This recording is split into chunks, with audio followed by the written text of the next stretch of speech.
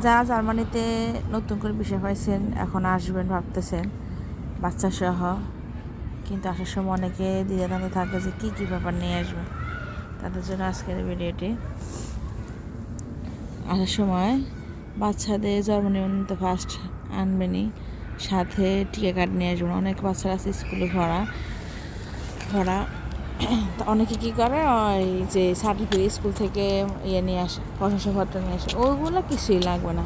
শুধুমাত্র আপনারা ওদের যে টিকা কার্ড, ছোটোবেলায় যে ওদের টিকা দিয়েছিলাম আমরা বাচ্চাদের, ওই যে টিকা কার্ডটার সাথে নিয়ে আসবেন। ওইটাই মাস্ট বি লাগে, কিংবা কিন্ডারগার্টেন বলেন আর বড় স্কুলে বলেন, ভর্তি করাতে ওদের এগুলোই ওরা চেক করে যে ওরা কী টিকা দেওয়া হয়েছিল, এগুলোই ওরা দেখে। সেই জন্য আমার সাজেশান যে আসার সময় নিয়ে আসবেন। ওগুলাকে সাধারণত শেয়ার করে না, বলে না।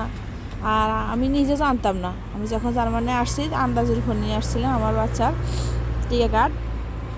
আমাকে একজন বলছে যে আপনার বাচ্চার তো স্কুল থেকে, যে স্কুলে পড়তো, স্কুল প্রশংসাপত্র লাগবে, এই লাগবে। তারপরে আমি মনে ভাবছি যে লাগলে আবার দেশের থেকে আনে নেই উনি।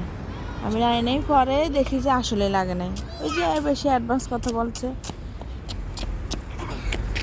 সেই জন্য বলি যে আপনারা অনেকে অনেক কথা বলবে যে এই লাগবে সেই লাগবে, আপনারা শুধুমাত্র তাদের জন্ম নিবন্ধন পাসপোর্টের পাশাপাশি ওদের শুধু টিকা কার্ডটা নিয়ে আসবেন। টিকা কার্ড হলে আর কিছুই লাগে না, স্কুলে অ্যাডমিশন করতে আর কোনো সমস্যাই হয় না।